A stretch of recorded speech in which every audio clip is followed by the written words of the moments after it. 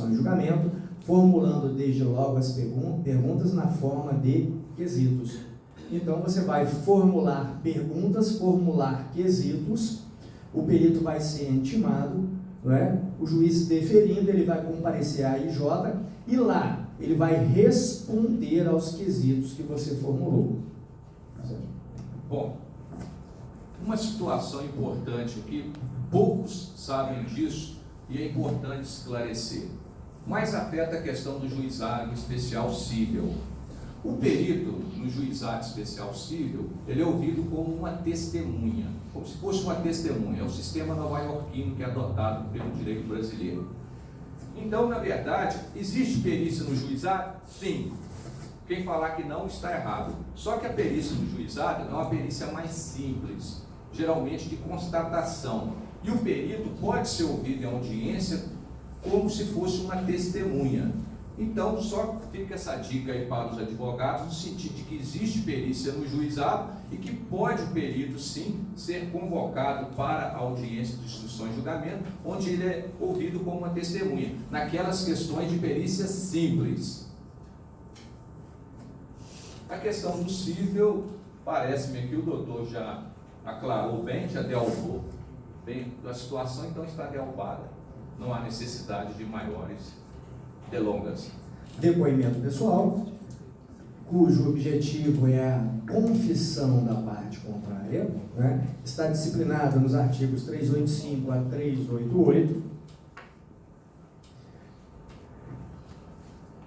Bom, basicamente aqui, doutor Sérgio, eu já vou passar para o senhor aquela questão. Você requer o depoimento pessoal, elabora aquelas questões relevantes, objetivando a confissão, e se porventura, dependendo das respostas, você vai até pedir a pena de confesso.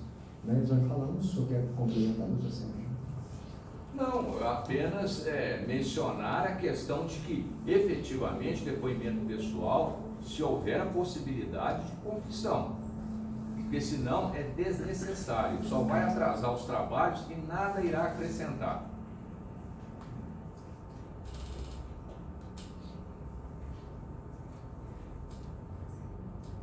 Bom, isso aqui é a parte disciplinada, né? Bom, outro detalhe, né, a pessoa que não está começando agora na advocacia, né, chega, senta-se à mesa, né, o juiz fala, pode perguntar. Ele ainda está naquela sistemática do CPC antigo. Ele faz a pergunta para o juiz vai perguntar, não é? E o juiz, o que ele vai falar? Olha, não, doutor, pode fazer a pergunta diretamente para a parte. Então, a pergunta, ela é direcionada para a parte. Não há mais aquela triangulação, juiz, parte. Então, os advogados formulam diretamente as perguntas para as partes, ok? Só um detalhe que eu faço e eu não acho vergonha nenhuma, né? Então a minha cabeça, a minha memória já não está das melhores, eu faço anotação das perguntas que eu vou fazer à testemunha. Quem tem uma memória maravilhosa, parabéns. Eu não coloco e não estou nem aí para a parte contrária. E tá as perguntas anotadas. O que pode acontecer, pessoal, que algum incidente pode ocorrer na audiência, alguma discussão com a parte contrária, tá certo? Os ânimos exacerbarem, ou de repente você é chamado a atenção por algum motivo, isso te desestabiliza emocionalmente. E com isso você pode esquecer alguma pergunta que é fundamental. Então, eu faço o meu rol de perguntas, normalmente, muitas delas o juiz já esgota, né, porque o juiz pode iniciar fazendo essas perguntas, e eu vou ticando ali, fez essa pergunta fez parcialmente, eu vou complementá-la. Então, eu acho importante que nós, advogados, cada um com o seu método. Eu prefiro listar todas as perguntas. Se o juiz fizer, eu as elimino e depois eu vou seguindo esse meu roteirinho, tá, gente? Porque não é fórmula de bolo a audiência, é uma coisa dinâmica e pode ser que você se desestabilize por alguma forma e esqueça de fazer uma pergunta fundamental para a testemunha ou para a parte contrária. Tá certo? Conforme o doutor frisou, o sistema não é mais presidencialista, ou seja, que o advogado faz a pergunta para o juiz faz a pergunta para a parte. O advogado pergunta diretamente. Por que isso? Porque quem tem que produzir a prova para o seu cliente é o advogado. Então, saber perguntar é muito importante, haja vista que, efetivamente, se você conhecer todos os detalhes do processo, você irá fazer perguntas pertinentes para a parte adversa. Porque, e veja bem, e tem que ser sobre os pontos controvertidos, o objetivo da prova oral. E não fazer perguntas sobre todo o processado, sobre questões secundárias, porque é muito comum, infelizmente, em audiência, os advogados adentrarem em questões que nada têm a ver com a questão que deve ser provada. E às vezes aquelas perguntas necessárias, o advogado deixa de fazê-las, ou seja, deixa de saber produzir a prova. Eu estou usando a seguinte sistemática agora. Como o juiz é destinatário das provas e cabe aos advogados efetivamente produzi-las, eu estou dando a palavra inicialmente para os advogados, advogado do autor, se a prova for do autor, depois do réu, ao contrário, se a testemunha for do réu, né? No caso, a parte, né? Evidentemente, se for o depoimento pessoal do autor, quem vai perguntar é só o advogado do réu. E efetivamente tem que perguntar sobre aqueles pontos controvertidos.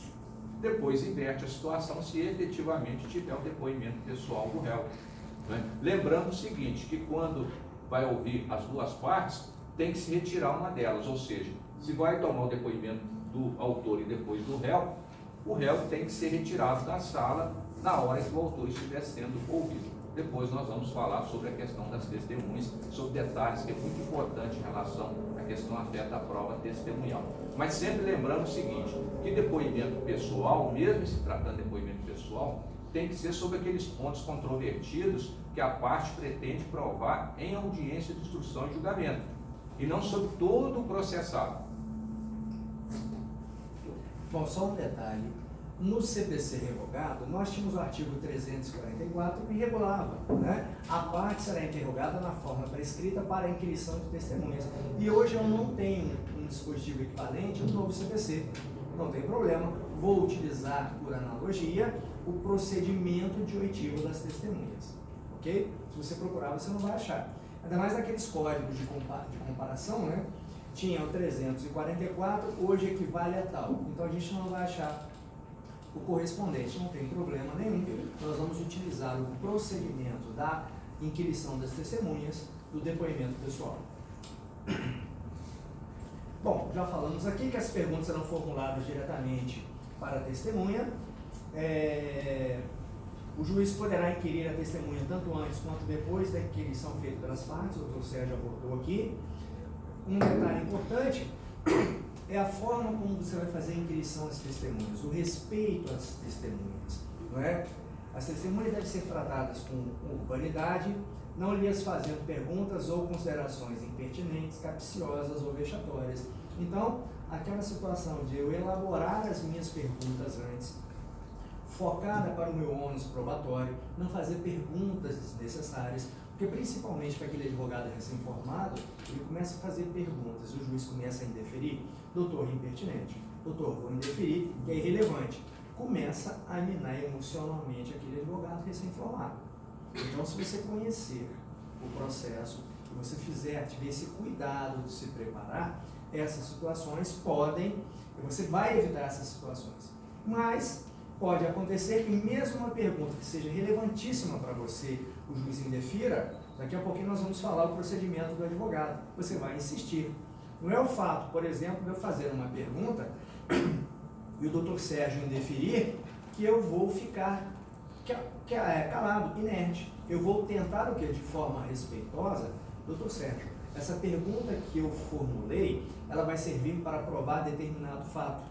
Então, pode ser que com esse esclarecimento, o juiz repense aquela situação e defira aquela pergunta, ok? Então, sempre o advogado é nesse diálogo com o juiz, tá certo? Porque às vezes a visão do juiz para determinado ponto é uma e, de repente, você fazendo essa pergunta pode modificar, doutor Sérgio, essa condução dessa oitiva, dessa testemunha. Sim, é muito importante que o advogado fundamente todos os pedidos. Fundamente no sentido de convencer, demonstrar para o magistrado o porquê que ele precisa fazer aquela pergunta, por que ele precisa produzir aquela prova. E é muito importante também, com relação à inquirição das testemunhas, que os advogados perguntem sobre fatos objetivos para as testemunhas. E não o que a testemunha acha ou pensa do caso. Porque comumente, isso aí é errôneo, o advogado começa a fazer perguntas de ordem subjetiva. O que a testemunha acha sobre o caso? O que a testemunha pensa sobre determinada questão? Isso aí é errado, porque a testemunha não está ali para achar nada, para pensar sobre alguma coisa. A testemunha está ali para dizer sobre questão objetiva que ela conhece do caso. Ela presenciou, ela viu. É isso que a testemunha deve fazer e deve ser indagada em relação às questões fáticas do processo.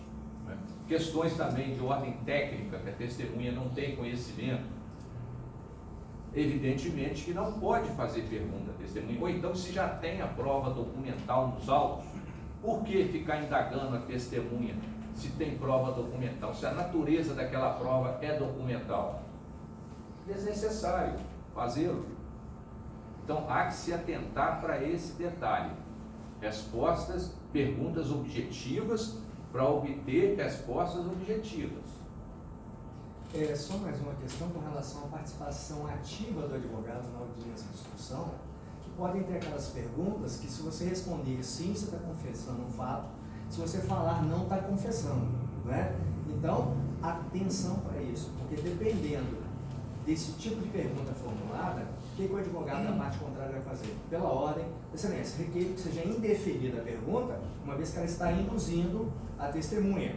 Respondendo sim ou não, ela está confessando um fato. E outra coisa, está vendo um acidente de trânsito, né? Vem cá, você presenciou o acidente de trânsito? Sim. Vem cá, quebrou a lanterna traseira direita? Sim. O porta-mala na altura tal foi amassado? Ou seja, está induzindo o depoimento. Então a pergunta seria: o que o senhor presenciou?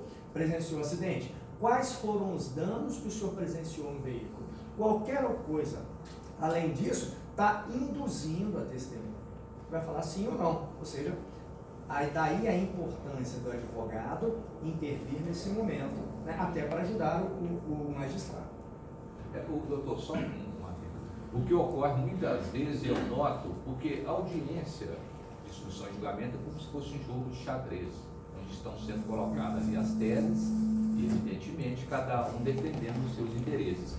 E que geralmente eu noto, e a gente tem que perceber isso, né, em termos de percepção e observação, é de que muitas vezes o advogado está, quando o outro está perguntando, o advogado está distraído, está mexendo no celular, está olhando uma anotação, totalmente alheio, indiferente ao que está ocorrendo em audiência. Isso é muito ruim. Por quê? Porque, eu repito, você tem que estar atento aos detalhes, porque nós vamos chegar lá nas razões finais o porquê desta situação. Então é importante o advogado estar sempre atento ao que ocorre em audiência, em todos os detalhes. Assim como o juiz também, o Ministério Público deve ficar. Pessoal, que nós estamos falando sem os microfones, o pessoal aí da última fileira está ouvindo bem? Tudo certo? Porque estava interferindo, estava ruim. Então, estão ouvindo bem aí? Ok. O oitivo das testemunhas está disciplinado no artigo 442 a 463, daí a importância de nós lermos essa legislação que regula a matéria. Para eu poder requerer alguma coisa, eu tenho que saber onde ela está no parágrafo, daí a importância de se conhecer o nosso Código de Processo Civil. Quando o juiz for compromissar a testemunha, é muito importante ficar atento no sentido de verificar se o juiz está advertindo e compromissando a testemunha. A sistemática adotada por mim é a sistemática que a gente aprendeu na escola judicial. Você primeiro pergunta à testemunha, evidentemente, se ela tem algum parentesco, alguma amizade íntima, algo que a impeça dizer a verdade em relação à parte autora. Se ela disser que não, você pergunta em relação à parte requerida se ela tem algum litígio, algum conflito, algo que a impeça de dizer a verdade em relação à parte requerida, no sentido de que ela tem alguma inimizade, de que ela possa ter algum interesse em um conflito. Se a testemunha afirmar que não, você pode adverti-la e compromissá-la na forma da lei, alertando-a que ela não pode fazer afirmação falsa, calar, ocultar, negar a verdade, sob pena de ser processada e condenada por crime de falso testemunho, está lá no artigo 342 do Código de Processo Penal. Bom, pessoal, agora nós vamos falar aqui prazo para apresentação do rol de testemunhas, número de testemunhas e contagem do prazo. Perdeu o prazo, perde a prova, né? Para inclusão. Então fiquem atentos à contagem de prazo. Quando o juiz abrir vista para as partes especificarem provas, você vai fazê-lo. Posteriormente, normalmente o juiz designa a audiência de instrução e julgamento e abre o prazo para indicação do rol de testemunhas. Fiquem atentos a isso. Outra coisa, conhecendo o processo, lendo o processo, você vai verificar se as partes apresentaram o rol de testemunhas no prazo assinalado pelo juiz. Porque se elas apresentaram após esse prazo, no dia da audiência, o que você vai falar? Pela ordem, excelência, o rol de testemunhas foi apresentado de forma intempestiva. Portanto, eu requeiro que as testemunhas arroladas pelo autor ou pelo réu, dependendo do lado que você esteja, sejam dispensadas. Rol intempestivo. Mas você só vai ter condições de fazer esse requerimento para o juiz se você analisar o processo, verificar a petição de apresentação de rol de testemunhas e verificar a data do protocolo desta petição. É importante, quando o juiz profere a decisão de saneamento, lá do 357, do Código de Processo Civil, ele fixa o prazo. Geralmente pode ser até 15 dias úteis. Eu costumo conceder 10 dias úteis, por quê? Porque o processo eletrônico já tem aquela fase dos 10 dias, né, para abrir, então fica praticamente cerca de um mês para que o advogado possa acessar o sistema. Então é muito importante que o advogado observe essa questão, porque o magistrado, tem magistrado que concede 15, tem magistrado que concede 10, eu concedo 10 dias para a produção da prova testemunhal. E o que o doutor falou em relação à questão da preclusão é muito importante no sentido de apresentar o rol a tempo e modo, porque se não fizer, evidentemente vai ficar precluso e isso aí vai ter o encargo, o ônus na audiência, que vai ser desfavorável ao cliente. Só voltando um pouquinho, aquela parte que antecede a preparação da ação. Então, se você vai ajuizar uma ação, você vai conversar com o seu cliente, vai ver a pretensão e como você vai fazer essa prova. Se for prova testemunhal, antes de propor a ação, você já vai conversar com as testemunhas.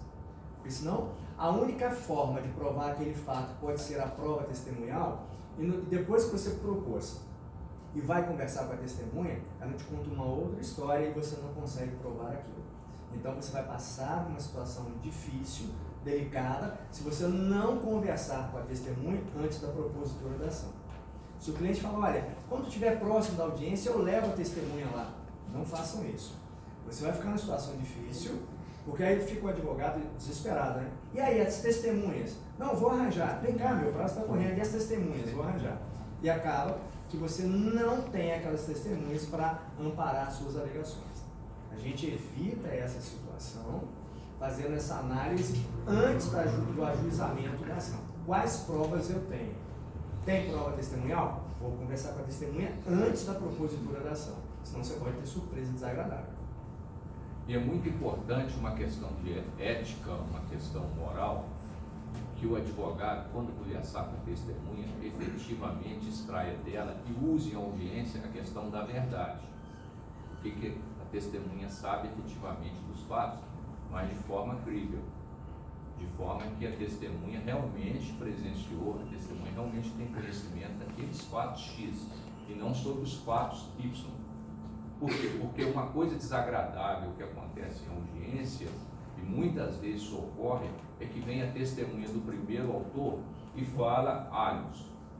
A segunda testemunha fala bugalhos. E a terceira testemunha fala bialhos. Quer dizer, o que acontece? Fica muito desagradável, não é? Onde você constata, o magistrado, o Ministério Público, se estiver presente, o advogado da parte adversa, verifica que tem alguma coisa errada. O mesmo fato, né? A testemunha A fala uma coisa, a testemunha B outra, e a testemunha C, e as três presenciaram, fica uma situação esdrúxula, fica uma situação bem desagradável, no sentido de que isso depõe contra o advogado, depõe contra a parte. Então, nada melhor do que a veracidade dos fatos, porque se falar a verdade em audiência, não vai ter contradição. Os depoimentos serão uníssonos, no sentido de que o juiz possa avaliar efetivamente aquela situação, daquela prova produzida. Essas nossas informações, essas nossas ponderações, elas são importantes, porque se você for um advogado, uma advogada cautelosa, você consegue minimizar essa surpresa das testemunhas. Porque senão, se você não tiver essa cautela, então vai acontecer o que já ouvi alguns colegas falando, né? Olha, perdemos o processo por culpa da testemunha. Não, a culpa foi sua. Porque não viu a testemunha correta, não conversou com a testemunha, deixou para encontrar com as testemunhas no dia da audiência, uma dando cabeçada na outra com as informações. Então, é possível, sim. Você trabalha bem, pode acontecer da testemunha ser um desastre. Mas se você for um advogado, uma advogada cautelosa, a gente consegue minimizar isso. Agora, se você deixar para essa roleta russa, aí não tem jeito. Aí não adianta, né? Por que eu não tive êxito na demanda? A culpa da testemunha, não. A pessoa, o advogado, não instruiu bem o processo, não conversou com a testemunha e não levou aquela testemunha mais adequada. Tá? Bom, doutor Sérgio, tem um aspecto aqui interessante para a gente conversar, não, com relação à intimação das testemunhas. Sim. Então, a dúvida que surge, como é que acontece essa intimação das testemunhas? Como é que eu comprovo a intimação da testemunha? Se eu não fizer isso, eu estou abrindo mão da oitiva daquela testemunha? Então, artigo 455, cabe ao advogado da parte informar ou intimar a testemunha por ele arrolado do dia, hora e local, dispensando-se a intimação do juízo. E a partir daí nós temos os parágrafos que particularizam essa situação. Doutor Sérgio, com relação a essa questão da intimação, que virou um ônus do advogado, né? O advogado tem que proceder à intimação em algumas situações. Sim, na verdade, quando o advogado é contratado, é advogado particular, não sendo o órgão do Ministério Público, não sendo a Defensoria Pública ou mesmo de faculdade, de instituições, efetivamente o advogado tem que providenciar a oitiva da testemunha, a intimação para a oitiva da testemunha. É o sistema norte-americano, nós transportamos do direito consuetudinário para o direito brasileiro. E o advogado deve intimar a testemunha através de AR, aviso de recebimento, e deve juntar aos autos com pelo menos 3 dias úteis antes da audiência de instrução e julgamento, sob pena de ele ter que levar independentemente de intimação, mas tem que ter apresentado o rol antes. Ele pode apresentar o rol antes e deixar para levar as testemunhas independentemente de intimação, no dia da audiência de instrução e julgamento. Agora, se ele efetivamente quer que a testemunha seja intimada, evidentemente ele deve comprovar isso nos autos com 3 dias úteis antes da realização da audiência de instrução e julgamento. Por quê? Porque se a testemunha não comparecer, o juiz evidentemente vai mandar conduzi-la. Se não puder efetivar naquele momento, o juiz redesigna a audiência de instrução e julgamento para uma data próxima. Mas podendo fazê-lo naquele momento, o juiz suspende a audiência, faz o sobrestamento e manda conduzir a testemunha. Mas só que a partir do momento que ela estiver devidamente intimada, comprovado nos autos. Porque se o juiz também, ele não pode tomar uma decisão dessa, de mandar conduzir a testemunha, inclusive respondendo pelas despesas da diligência, se a testemunha não for intimada. Aí o juiz está cometendo um abuso de autoridade. O juiz não pode fazê-lo. E quem fica prejudicada é a parte, no sentido de que iria provar com aquela testemunha determinado fato constitutivo do direito dela. se for o caso do autor, ou fato impeditivo, modificativo ou extintivo, se for o réu. Então, na verdade, efetivamente, há que se observar essa questão em relação ao 455 e seguintes do Código de Processo Civil. Doutor Sérgio, uma particularidade. Sim. A lei fala AR, né? AR. Aviso de recebimento. Mas eu posso levar uma intimação, ele dá a ciência, desde sem que seja o AR, ou seja, apesar de falar AR, qualquer outra forma inequívoca que eu comprove a intimação da testemunha, é possível ser juntado aos autos. Um outro meio idôneo, sim, sem problema algum, o magistrado aceita, sendo demonstrado que efetivamente a testemunha foi intimada. Doutor Sérgio, a minha dúvida é o seguinte, ela é baseada na dele também. Esse meio eletrônico que hoje a gente usa, o WhatsApp, você intimá-lo por ele, conseguir juntar nos autos a comprovação que você intimou, que ele visualizou, respondeu ok, seria também um meio... É um meio idôneo.